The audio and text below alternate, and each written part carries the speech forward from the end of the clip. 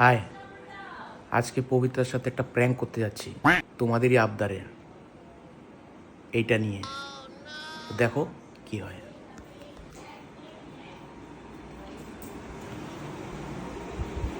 পবিত্রা, তোমার জন্য একটা গিফট আছে। কি গিফট?